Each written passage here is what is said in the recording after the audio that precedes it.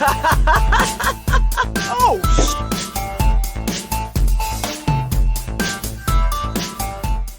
Hey friends, welcome to this week's episode of Dead Funny University. I am your host and fellow student Kelsey, and teaching us in what is our 25th episode in our Zelda semester again is Chris with the wide eyes and the holy shit, that's a lot of things. 25 Um, episodes. yeah, I mean, yeah, especially since it's not your favorite thing. Like your favorite thing was, Final Fantasy VII, and I understand, that one was a bunch, but dang, this This is one your will beat second it. favorite thing. Yeah, this will beat it. Oh, this will beat it. Okay. There's more Zelda content than there is Final Fantasy content. All right, well, Final Fantasy VII content. Final Right? Fantasy VII content. It's correct. Yes, if we were to actually do the Final Fantasy series, then yes, Final Fantasy as a whole would be more. But I don't know if that would be fair because at least every Zelda has to do with Link in some form, to where every Final Fantasy is on a different planet, different characters, different narrative. Totally unrelated. So, yeah, I kind of feel like that would be cheap to put them all in the same category, to put them just up against Zelda. That would kind of be pretty cheap. So, So, oh well. let's jump in. Let's pick up where we left off and let's continue. All right. So when we last left off, we were leaving the Deku temple. Okay. And we had just got the fused shadow piece that Minda wanted from us. That's right. And we were moving on. So we had last talked to the Guardian of Light, and he was telling us that we would have to go out west and go to the Twilight world there, the Twilight plane there, I guess you should say, and do what we could to restore the light. And that's where we're at. So picking up from there, we make our journey out, and we don't get too far out at all before we see a very familiar face. One that we all love and we all remember. Mr. Postman. The only reason I decided to bring this up was because I thought it was funny. So he can't deliver the mail because the Twilight barriers. So he doesn't know what to do, and he asks you if you're about to try to head that way, and he asks if you could deliver that mail for him. So he gives you a letter. In the Zelda games, when you open a chest, it does this whole like that's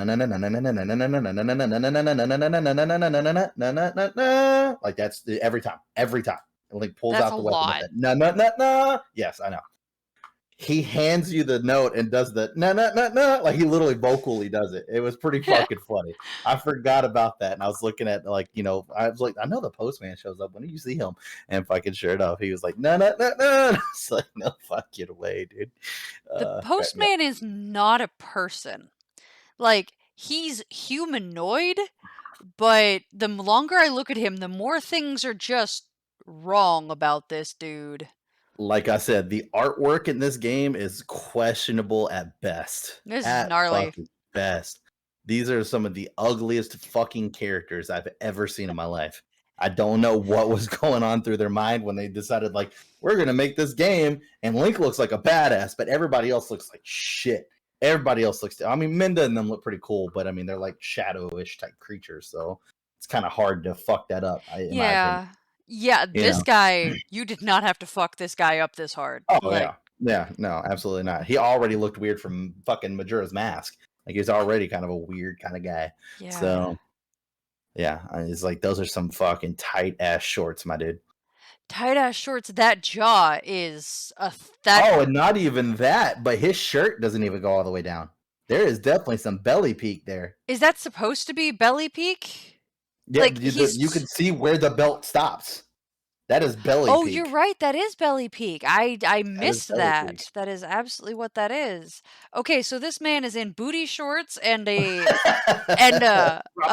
crop top, and he's got a bunny on his boob. Assume away, everyone. You know what this means. This is your newest Playboy bunny. Oh man.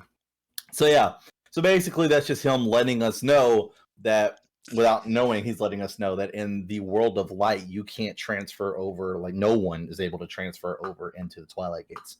Which, it's easy to say that we already assumed that with the fact that Link couldn't fucking do it. But, is what it is. So, we end up moving on to the west. We see the Twilight Gate, and of course, our old pal Minda. She's pretty rough about it. Like, I'm just trying to find a GIF about it earlier, and maybe one of these days I'll actually find like a good one that actually looks good, because it's so hard with some of these older games. Like, all the graphics look fucking terrible. But like, she goes into the wall. So like, whenever you're in the world of light, she's just your shadow, and she only ever shows up in shadow form. But whenever you're in the world of Twilight, she's able to have her full form. So she asked, would you like me to pull you through to the Twilight? And you're like, yeah. So I know I talked about it once. We didn't go too much into it, but her hair can turn into a fist. It would turn into a hand. I should say hand. She uses it for multiple different things. So when her hair turns into a hand, it's like this gigantic, like golem looking hand. And so she goes into the wall, and then you see this gigantic hair hand come out and just grab Link and then just whip his ass right into the Twilight. Like, he even yells and shit when it happens. Like, ah! And like, it's fucking crazy. Like, That's I'm like, because hey, that's real weird. About it. You be a little nicer about it. So now, up until this point, in my opinion, Minda's kind of been a dick. Like, how she talks to Link is very. He's the hero time. It's just unacceptable, Minda. Get your shit together. You want some respect on his name? I want some. At this point in Twilight Princess, Link's been through some shit. All right, let's give him some fucking credit, right? In this specific episode of the DFU, she was actually cracking me the fuck up. She was pretty fucking funny. So, moving on. So we move into the next spot, and it is this desert-ish type town. I am drawing a blank on the Eldon. Eldon is the name of the town. When did this come out? So this is the town of Eldon. Because this visually looks very similar to Final Fantasy VII. Like, do you get some of the vibes that I'm getting off of that? I mean, like with the kind of 2D painted backgrounds. Yeah, I'll give you that. Yeah, that's fair. That's fair to say that. I think some of this, like in the high res aspect, it was a little bit more 2D, almost painted in type background. Yeah, absolutely. Yeah, but no, this is way after that. I mean, I guess, yeah, all the characters that I've seen, including our Playboy postman, are not polygons, so it must have been way after. Pretty 3D. It's just the backgrounds. Okay, I retract my comment. That was not well thought out. Thank you. This was a Nintendo Wii.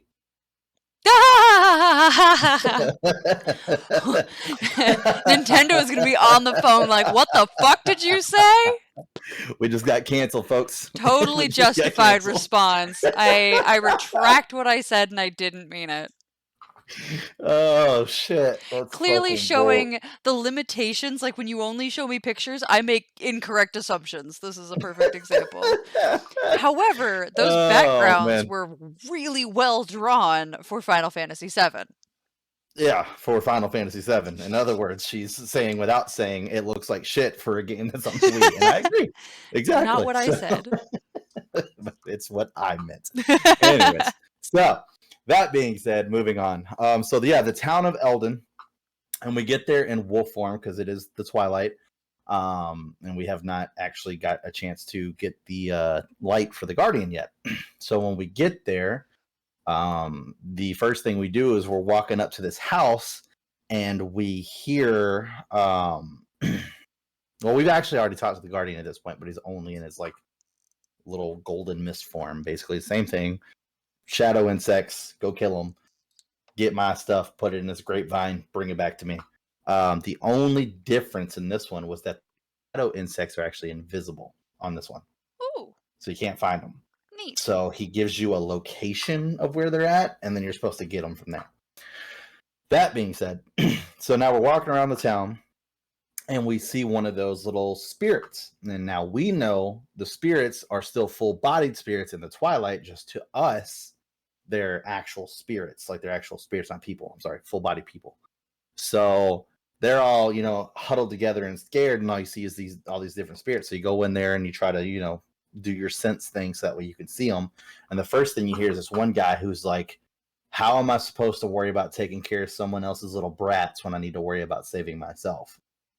So immediately you're kind of interested, because remember, we're on the lookout for our kids. Well, not our kids specifically, but the kids from our village. Mm-hmm. So we jump all the way up to the top. We end up finding a hole through the roof that we're able to climb down. We get inside, and sure enough, we see all of our kids huddled up with Mr.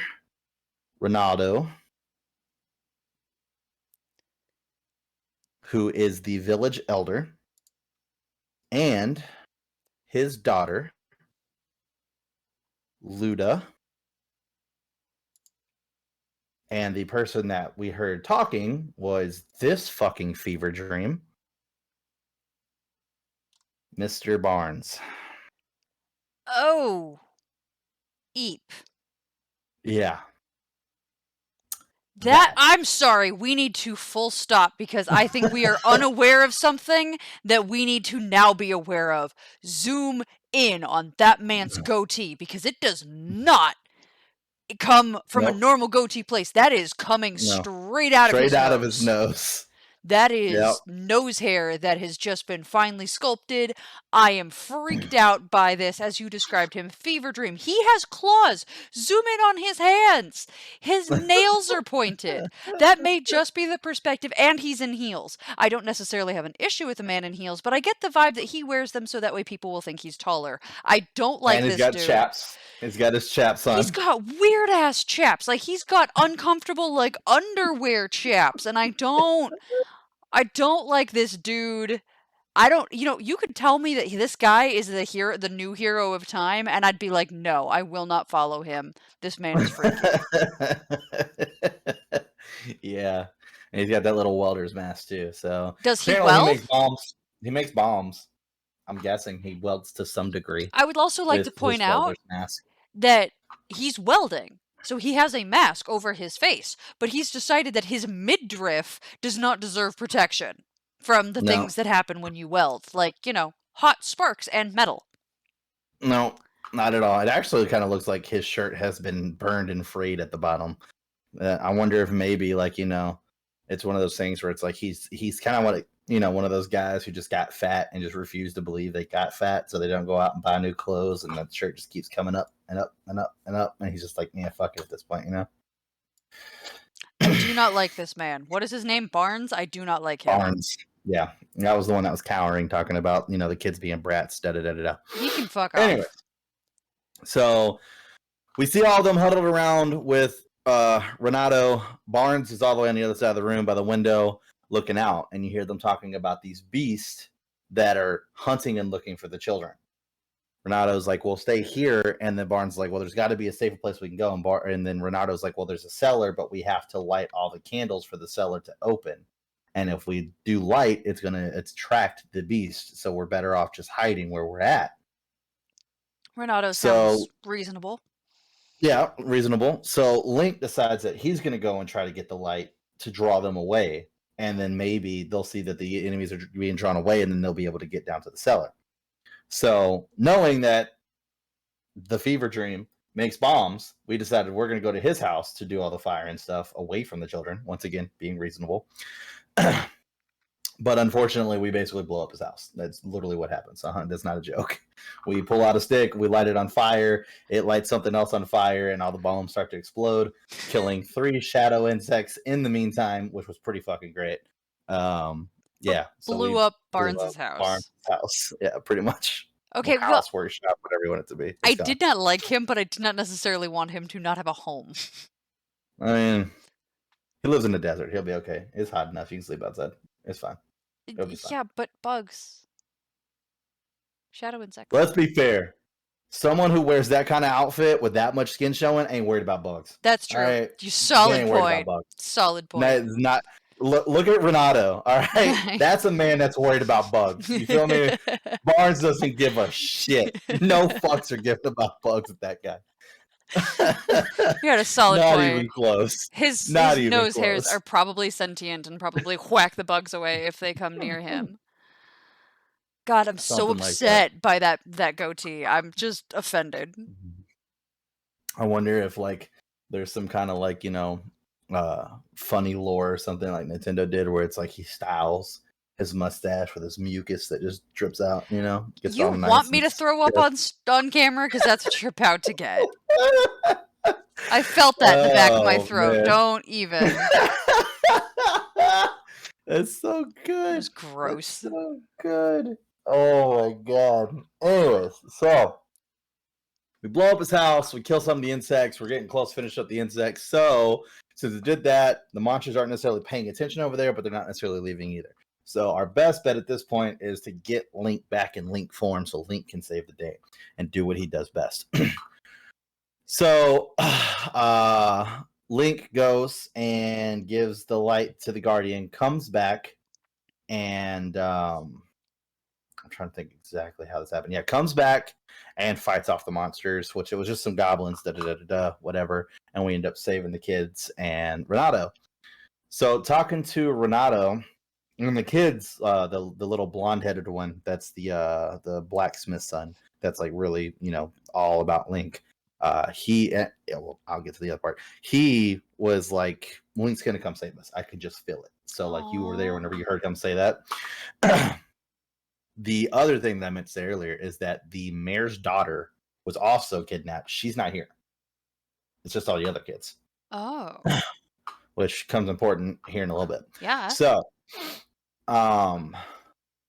you save all them, and Renato talks about the fact that they can't leave because he has to take care of his people. That's why he can't, leave and go to, somewhere a little bit more safer. And the problem with his people is that they've not been able to go into the mines and get shelter and stuff like that because the Gorons have now put in a ban saying that no humans can come anywhere close to the mountain. And he's like, this is just a very new shift that is happening, and I don't know why. We've always had a great relationship with the Gorons. He's like, and I have to think that during this whole Twilight thing, there's some evil that's in the mountain that they're trying to take care of, and therefore they won't let us pass. Mm-hmm. And until I can figure out what that is and help them clear that evil, which just means obviously fucking Link's got to go fucking take care of everything like always. So yeah, basically telling us what our next quest is. Anyways, so talking to him, he gives us that little bit of information, and then he goes, now you can try to go there if you want to and see what happens. So basically you go up there, and all of a sudden you see a Goron. He's like, hey, halt, no humans allowed. And Link kind of is like, hey, fucking, I need to do this. Get the fuck out the way. The Goron rolls into a ball, hits Link, knocks him clear off the fucking mountain. So we need to get around the Gorons. And they're going to keep doing this every time we go up there. So we go and talk to Renato, and he goes, well, the Gorons are known for their brute strength, and there's only one man I've ever known that's ever been able to beat them. And Tell me it's not Barnes. No, I thought it was for a second there, too. I couldn't remember exactly how this played out. It's Bo, which is the mayor that we've already met. Okay. Yeah, so we got to go talk to Bo. Now, here's where I have respect for Renato. We're going back to the village where the kids live. Renato says we can't take the kids with us, that they'll stay there and they'll stay safe, which doesn't make sense because none of their parents are there. So kind of a weird thing to say. Yeah. But he backs it up with, I don't feel safe letting the kids go when we don't have any horses or carriages to take them and just letting them walk through a land of monsters to try to get home. Mm-hmm. Pretty reasonable. That's legit. Yeah. Yeah, that's legit. Plus, him and the mayor are like best friends. So technically, they're not in a stranger's hands. Okay, that helps. Yeah. So you get now. To be fair, I mean, we do have whatever the fuck Barnes is running around, so I'd be a little worried about my child there. Yeah, but, no, and he doesn't like the kids anyway. He's got a problem. His house was just blown up. Like he's probably focused on other shit. God, I hate him. So you run all the way back to town and talk to the mayor. This is where shit went a completely different way that I didn't think it was going to go when I was first playing this game. So you go inside. The reason why I brought up the fact that the mayor's daughter wasn't there is because first thing you ask is like, did you find the kids? Yeah, I found them. They're at Eldon. All right, great, cool. So they're with Renato. I'm okay with that. How is, Lilith doing? Well, about that. You're saying she's not with them. Okay, well, that was not, literally his exact words were, well, that was not the news I was wanting to hear. Yeah. But I'm a mayor. I have to take care of the village. And right now I should think about the fact that at least the majority of the kids were found. Mm-hmm. And I have to figure out how to get them home. Like for him to be able to do that while also not knowing where the fuck his daughter's at, props to the man.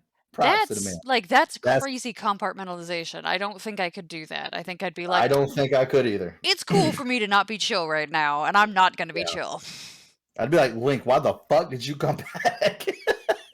Find my Get the kid, fuck back bitch. out there and find my kid, damn it. It's supposed to be a hero time. What is this bullshit? Anyways. So yeah, he does a really good job about that. So you basically tell him like, hey, look, this is what's going on.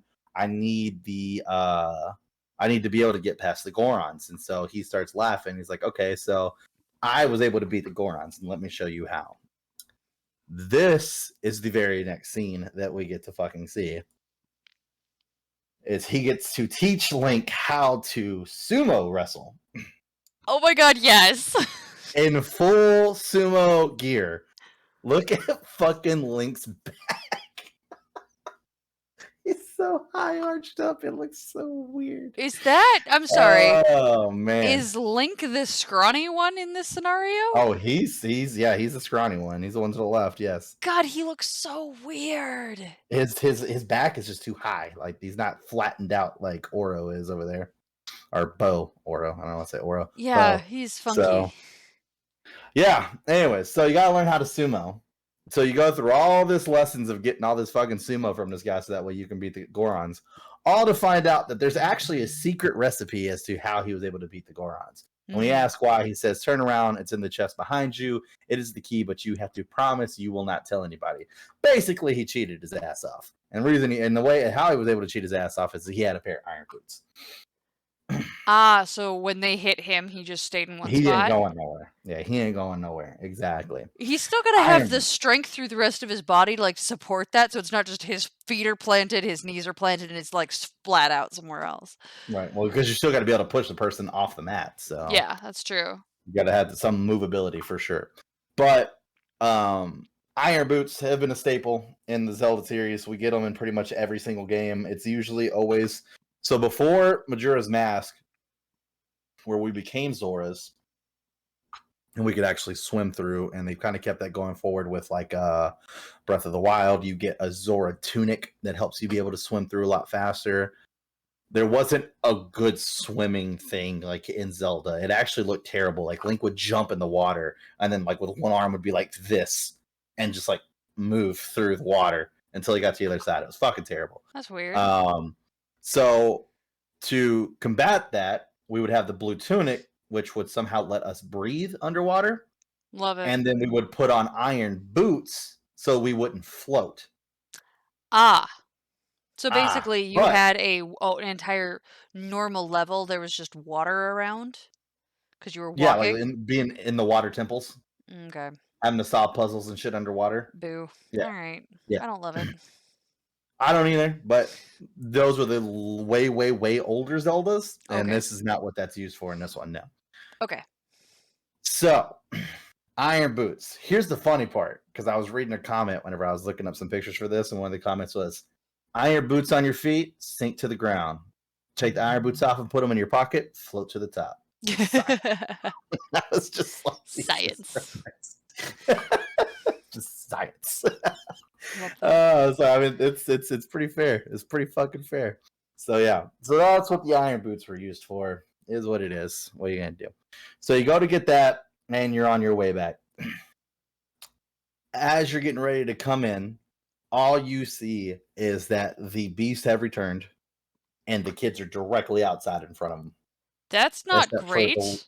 Except for the little blonde boy. Yeah. So as we saw earlier, I think it was like episode 1, where we had, or no, it was episode 2, where we had the big fat ogre dude on his warthog. That's who's there. That's the ones that stole the kids in the first place. That's who's there to pick them back up. So he comes riding down. The 2 boys run. The boy that's blonde is still over there by the house, so he's not like out in the middle of the fucking road. But the little girl is just frozen in her tracks, and they're coming full steam ahead. The little blonde boy decides he's going to run out and push her out of the way, and then in return ends up getting himself caught. Link comes running around the corner to see that happen. Mm-hmm. So they start hightailing it out of there because they see Link, and Link goes to try to run, but obviously he's not fast enough to catch up. Then all of a sudden you hear fucking galloping. Perfect timing, obviously. And the reason why is because Epona got captured by the Boblins. And so it's actually a pretty funny scene because Epona comes speeding her ass around the corner, and there's two boblins holding on for dear life. Like they're not like sitting on the horse, like they're half their body is flying in the air while they're trying to hold on to this fucking horse. So as they come through, Link fucking knocks them both off. Epona runs through, he runs to catch up to her, jumps on the back, and then now she's doing the same thing to you, and you're trying to calm her down and get her back to normal, so then you can then use her to go chase them down. Yeah. So you cheer Epona up, you get the fuck out, and you go to chase them down. This is the scene that I was telling you about that inspired the whole fucking Hyrule Warriors, Dynasty Warrior type gameplay. You go out into this gigantic, it's the Hyrule field, so it's a gigantic just grass field. It's in every game.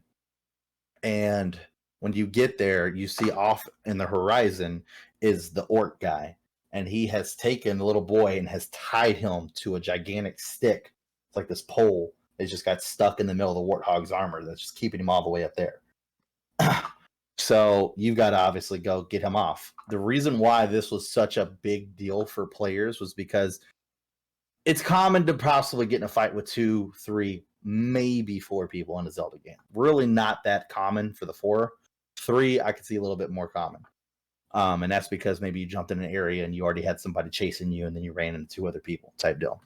You really don't ever get to a spot where like you're really overpowered by numbers, which is kind of what sparked the game anyway.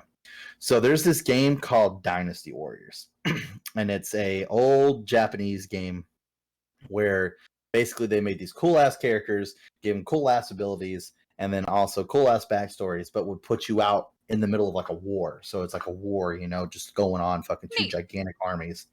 But like they don't do shit to you really. Like you can just fucking swing your fucking sword and knock down like 20 of them type deal. Like those kind of games. Okay. And you're just trying to survive the masses. And it's been a very popular game for a long time. There's been other games that have tried to copy it. One of them I got really into, and I can't even think of the fucking name of it right now, but it's such a fucking good game. But basically that's what Hyrule Warriors is, except it's with Zelda characters. So it gives you a chance to also play other characters in the game besides Link. So they have like Minda in there. They have, you know, you can be young Link, you can be old Link, you can be Zelda, you can be Impa, you can be, you know, some of the Gerudo women, anybody. Literally the majority of the actual main characters are in that game, which is cool. All right, so this is the scene that inspired that, because while you're chasing this guy, there are literally like 10s, 20, 30 of these boblins on their own hogs that are riding up constantly to knock you off your horse and stop you.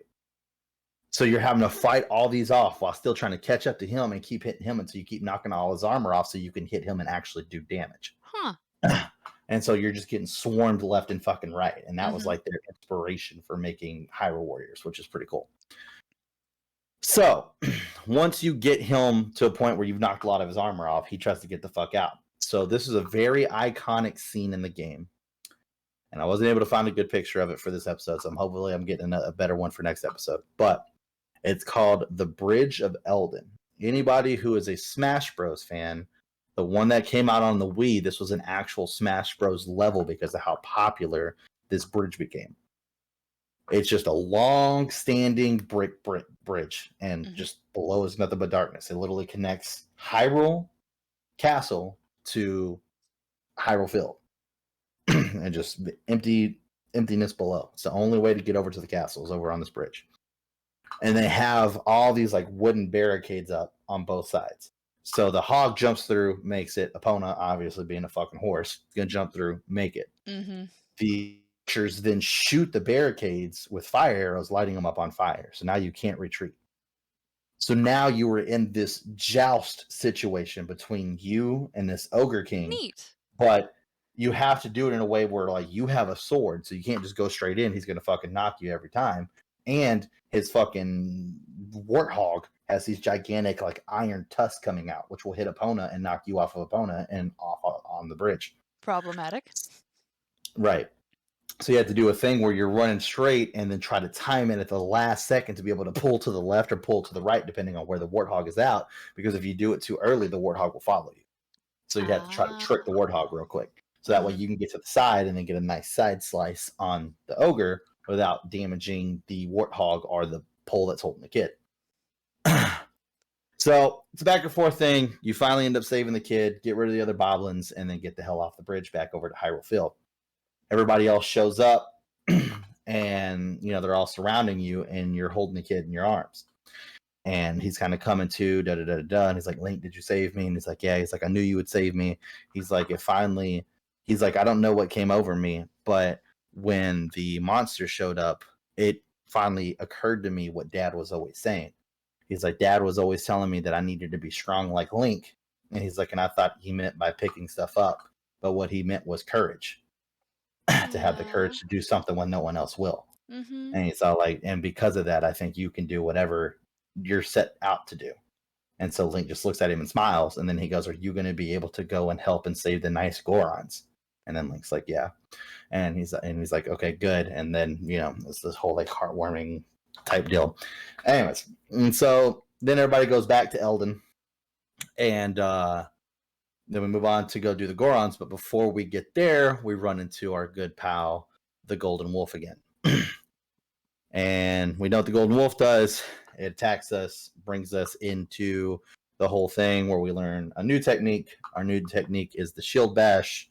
And what's cool about the Shield Bash in this one is because not only can you kind of break up your enemy's defense with it and kind of knock them unconscious and get a couple hits in before they kind of shake it off and come back at you, or dazed, I guess I should say, not unconscious, but dazed. You can also use it to deflect projectiles, which gets real handy late game when there's like a lot of wizards and shit that are shooting stuff at you. You can deflect the projectiles back at them. So kind of like the whole, fairy bottle thing that we did with Ganon, but not as lame. So yeah, that whole thing. Yeah, because in that game, if you blocked, it would just hit the shield and shock the shit out of you. There was no reflecting that with your shield. But yet a glass bottle, that was the key. That was the key. Logic. Sometimes there is none. Yeah. But anyways, we ended up saving the Guardian of Light, which I mentioned earlier. Only thing I forgot to do is to show you a picture. This was Mr. Eldon, the Guardian of Light. He's kind of got like, he's weird. He's got like an owl fish type thing going on. Like if you look at his face. Yeah, he's clearly an owl that has swallowed a fish. Like he's got wings. I don't even, well, see, I don't see. So if you look at his face, you see like the whole heart shape of the owl. You got the beak and presumably the mouth right here. But underneath that, it looks like he's got a pink mouth. Yeah. That looks like fish lips. And then the little. Yeah, the little, like. It's fucking weird. More like he's talking out of a fish's butt, to be honest. Sure. Yeah. It's fucking weird. It is fucking weird. I'm with you on that. Yeah, but that's Eldon, the Light Guardian.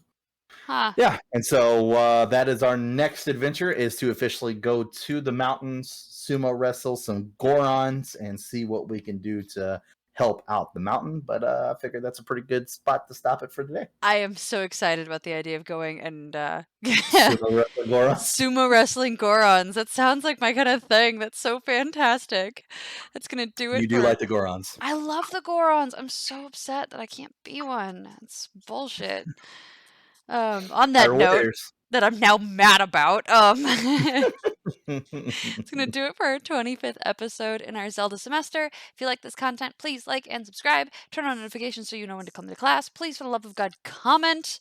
There are also links below for Twitter, Twitch, or our merch links if you feel like supporting us in any of those ways. And we will see you in the next class of Dead Funny University. Bye, friends.